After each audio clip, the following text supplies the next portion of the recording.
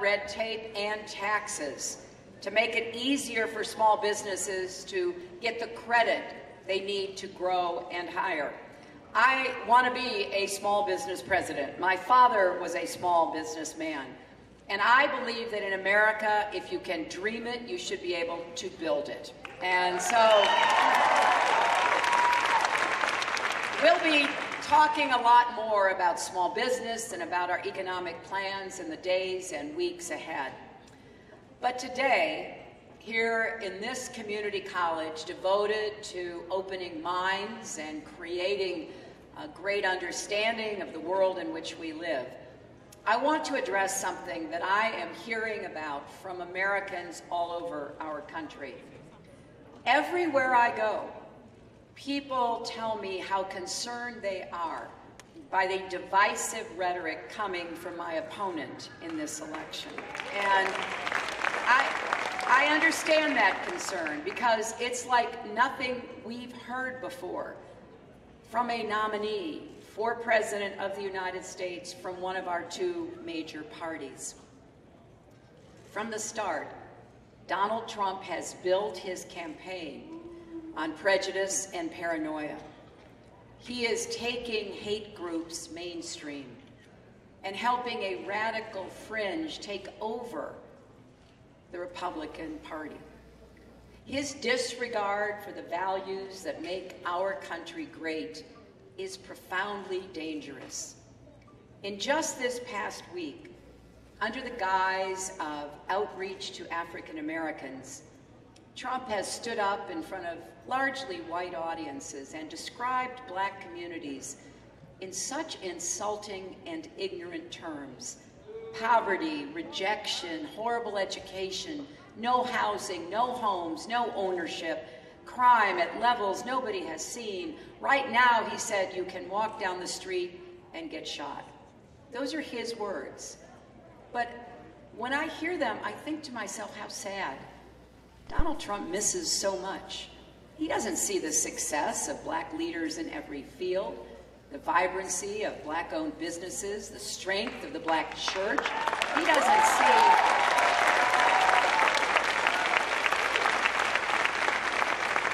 see the excellence of historically black colleges and universities or the pride of black parents watching their children thrive. He apparently didn't see Police Chief Brown of Dallas on television after the murders of 5 of his officers, conducting himself with such dignity.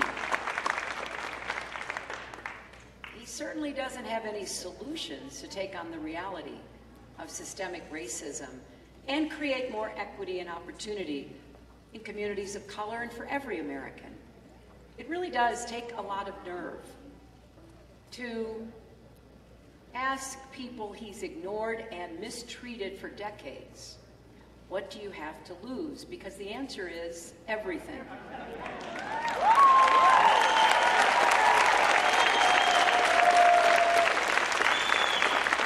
Now, Trump's lack of knowledge or experience or solutions would be bad enough. But what he's doing here is more sinister. Trump is reinforcing harmful stereotypes and offering a dog whistle to his most hateful supporters. It's a disturbing preview of what kind of president he'd be. And that's what I want to make clear today. A man with a long history of racial discrimination, who traffics in dark conspiracy theories drawn from the pages of supermarket tabloids and the far dark reaches of the internet, should never run our government or command our military.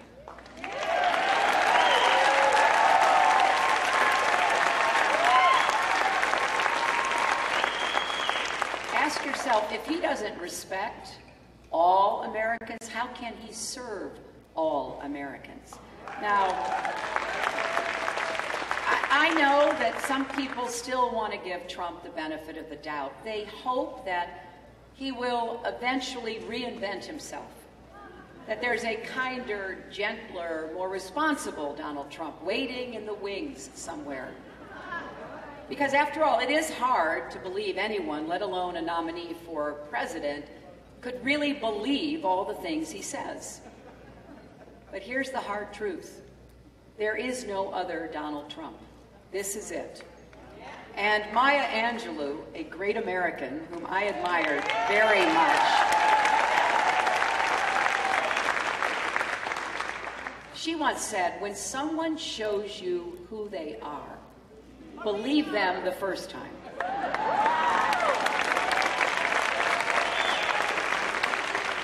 Well, throughout his career and this campaign, Donald Trump has shown us exactly who he is, and I think we should believe him. When he was getting his start in business, he was sued by the Justice Department for refusing to rent apartments to Black and Latino tenants. Their applications would be marked with a C for colored, and then rejected. 3 years later, the Justice Department took Trump back to court because he hadn't changed. And the pattern continued through the decades. State regulators fined one of Trump's casinos for repeatedly removing Black dealers from the floor. No wonder the turnover rate for his minority employees was way above average. And let's not forget that Trump first gained political prominence leading the charge for the so-called birthers.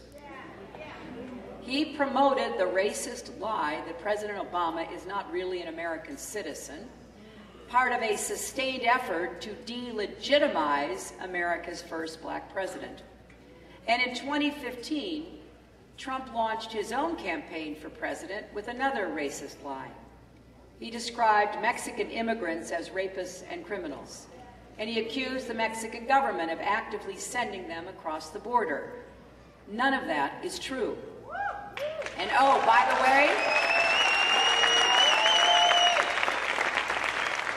the way, Mexico's not paying for his wall either.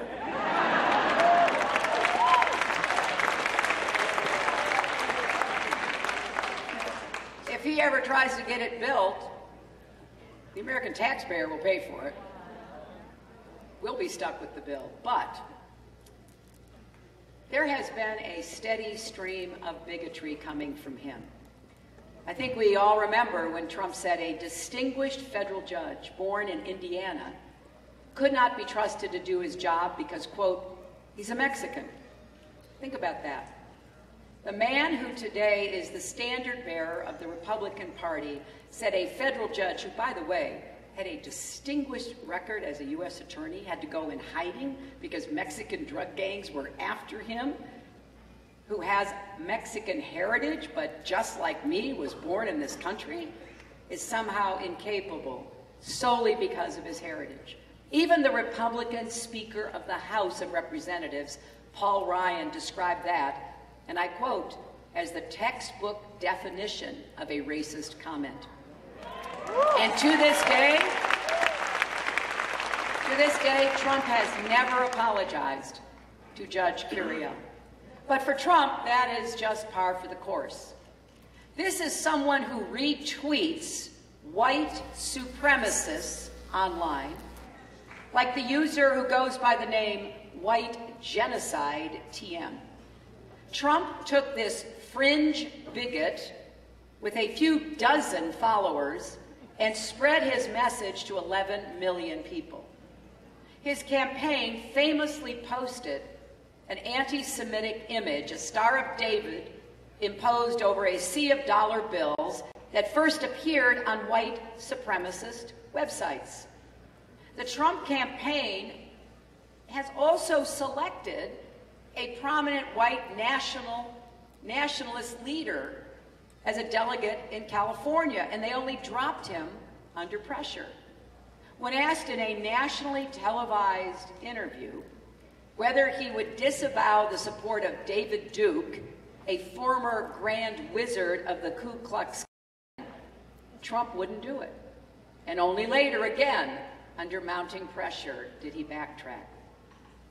And when Trump was asked about anti-Semitic slurs and death threats coming from his supporters, he refused to condemn them. Through it all, he has continued pushing discredited conspiracy theories with racist undertones. You remember he said that thousands of American Muslims in New Jersey cheered the 9/11 attacks. They didn't. He suggested that Senator Ted Cruz's father was involved in the Kennedy assassination. Now, perhaps in Trump's mind, because Mr. Cruz was a Cuban immigrant, he must have had something to do with it. And there is absolutely, of course, no evidence of that. Just recently, Trump claimed that President Obama founded ISIS. And he has repeated that over and over again. His latest paranoid fever dream is about my health.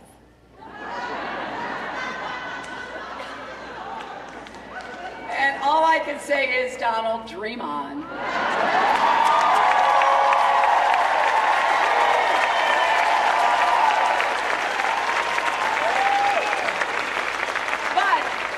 But my friends,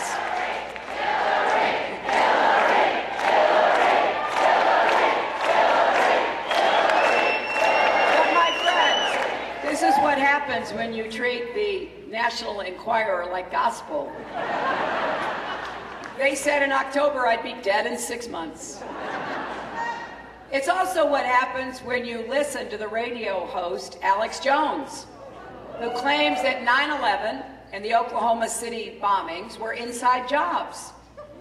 He even said, and this really just is so disgusting, he even said the victims of the Sandy Hook massacre were child actors, and no one was actually killed there. I don't know what happens in somebody's mind or how dark their heart must be to say things like that.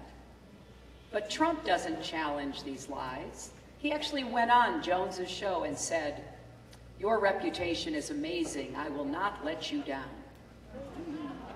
This from the man who wants to be President of the United States. You know, I've stood by President Obama's side as he made the toughest decisions a commander-in-chief has to make. In times of crisis, our country depends on steady leadership, clear thinking, calm judgment, because one wrong move can mean the difference between life and death. I know we have veterans here, and I know we have families, mothers and spouses and children of people currently serving. The last thing we need in the Situation Room is a loose cannon who can't tell the difference, or doesn't care to, between fact and fiction, and who buys so easily into racially tinged rumors.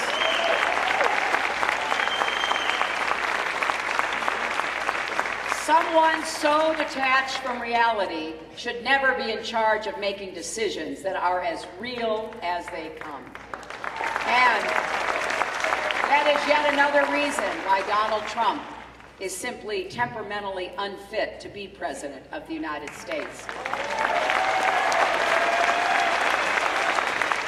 Now, I hear and I read some people who are saying, well, that his bluster and his bigotry is just overheated campaign rhetoric.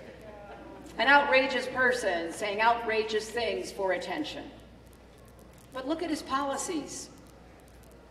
The ones that Trump has proposed, they would put prejudice into practice. And don't be distracted by his latest efforts to muddy the waters. He may have some new people putting new words in his mouth, but we know where he stands. He would form a deportation force to round up millions of immigrants and kick them out of the country. He'd abolish the bedrock constitutional principle that says if you're born in the United States, you're an American citizen. He says that children born to undocumented parents in America are anchor babies and should be deported, millions of them. He'd ban Muslims around the world from entering our country just because of their religion. Now think about that for a minute. How would that actually work? So people landing in U.S. airports would line up to get their passports stamped just like they do now.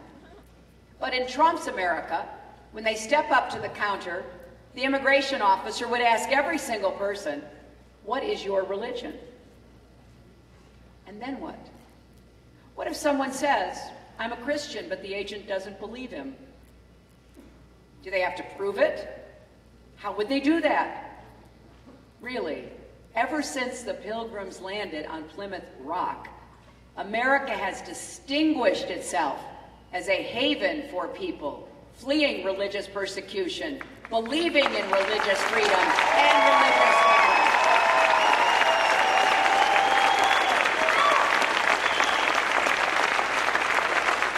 Under Donald Trump, America would distinguish itself as the only country in the world to impose a religious test at the border. Now, come to think of it, there actually may be one other place that does that, the so-called Islamic State, the territory that ISIS controls. What a cruel irony that someone running for president would equate us with them. Now, but don't worry, some will say, as president, Trump will be surrounded by smart advisors who will rein in his worst impulses. So when a tweet gets under his skin and he wants to retaliate with a cruise missile, maybe cooler heads will convince him not to. Well, maybe. But look at who he's put in charge of his campaign. Trump likes to say he only hires the best people, but he's had to fire so many campaign managers, it's like an episode from The Apprentice.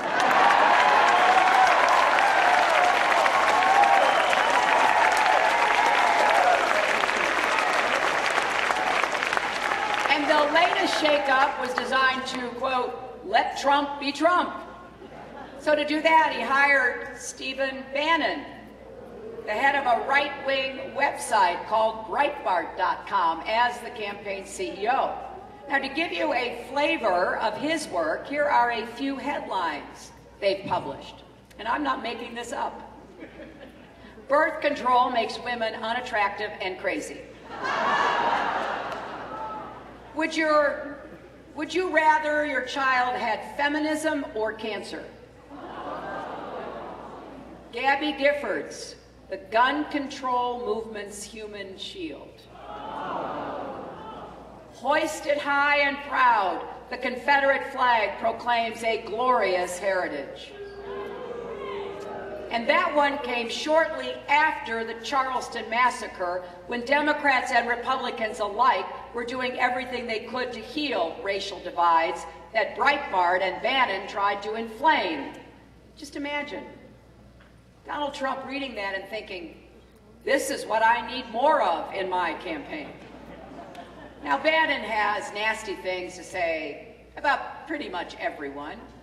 This spring, he railed against Speaker Paul Ryan for, quote, rubbing his social justice Catholicism in my nose every second.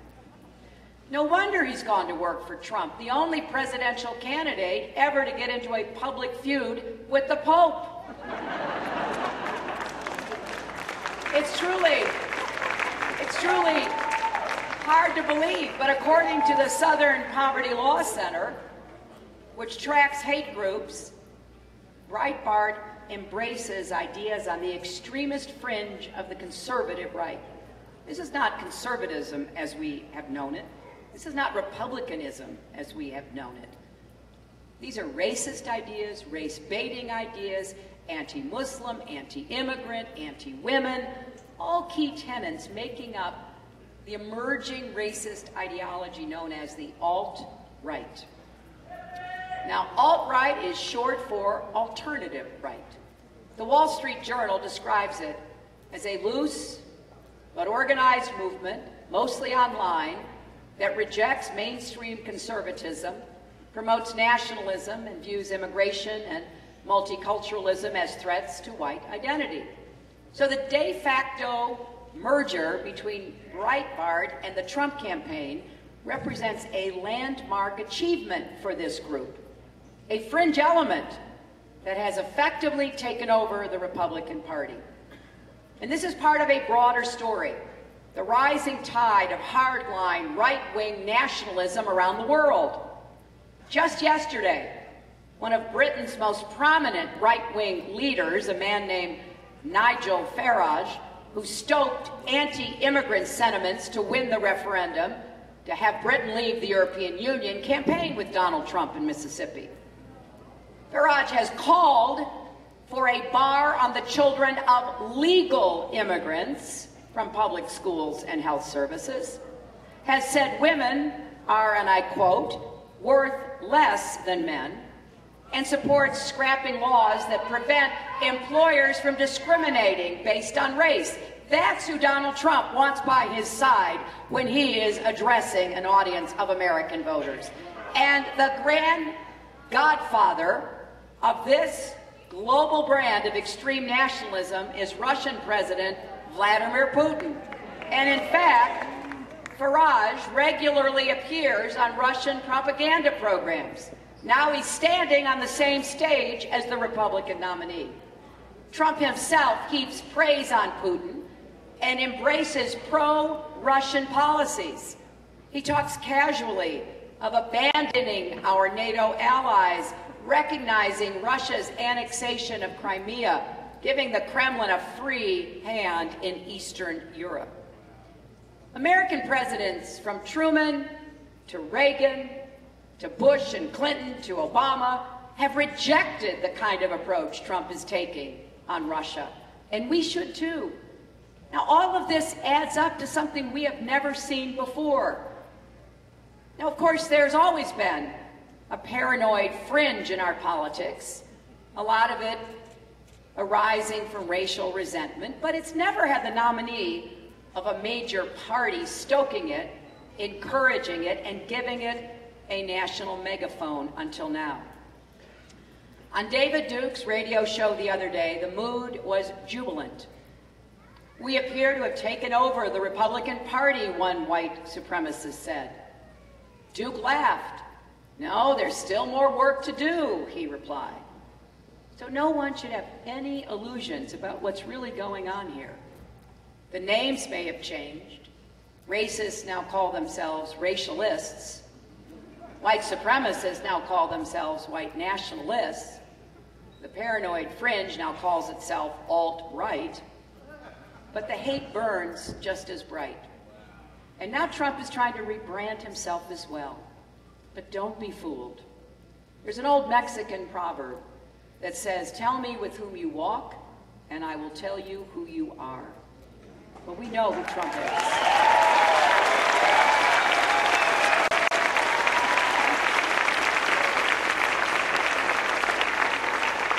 A few words on a teleprompter won't change that. He says he wants to make America great again, but more and more it seems as though his real message seems to be make America hate again.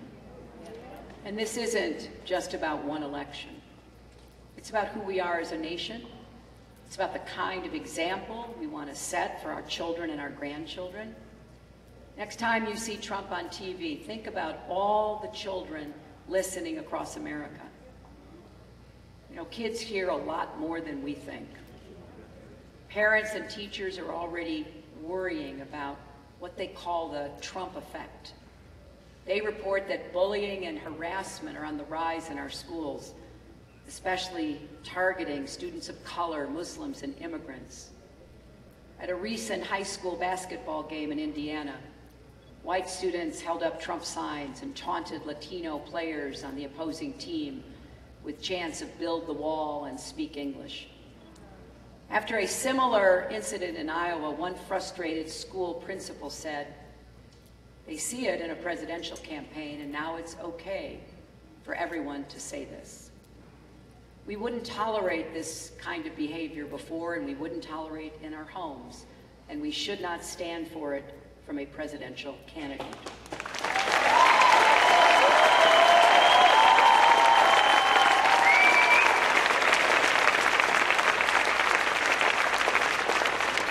Friends, this is a moment of reckoning for every Republican dismayed that the party of Lincoln has become the party of Trump. It's a moment of reckoning for all of us who love our country and believe that America is better than this. 20 years ago, when Bob Dole accepted the Republican nomination, he pointed to the exits in the convention hall and told any racist in the party to get out. The week after 9/11, George W. Bush went to a mosque and declared for everyone to hear that Muslims love America just as much as I do. In 2008, John McCain told his own supporters that they were wrong about the man he was trying to defeat.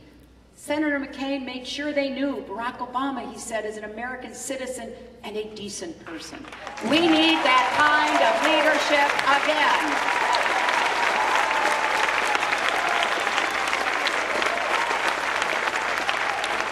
We can have our disagreements, and believe me, I understand that. I think that's healthy. We need good debates, but we need to do it in a respectful way, not finger pointing and blaming and stirring up this bigotry and prejudice. Every day, more Americans are standing up and saying, enough is enough, including a lot of Republicans, and I am honored to have their support in this campaign.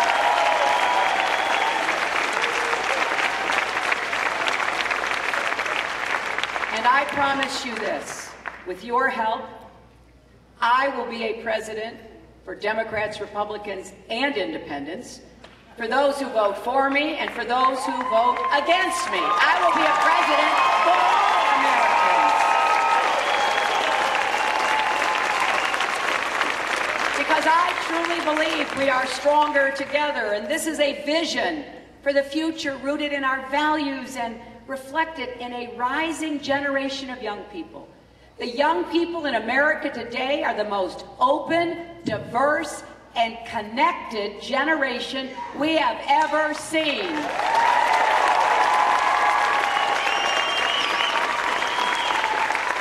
How many of you saw any of the Olympics, right? I was so proud. I always get carried away every time the Olympics are on.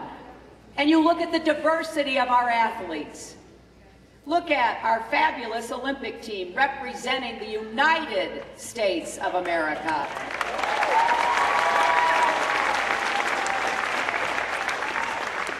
Ibtihaj Muhammad, an African-American Muslim from New Jersey, won the bronze medal in fencing with grace and skill.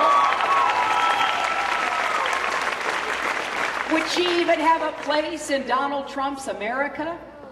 And I'll tell you, when I was growing up, in so many parts of our country, Simone Manuel and Katie Ledecky would not have been allowed to swim in the same public pool.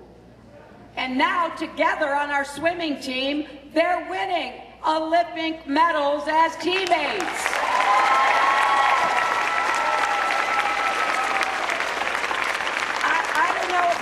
But I don't think we have a person to waste.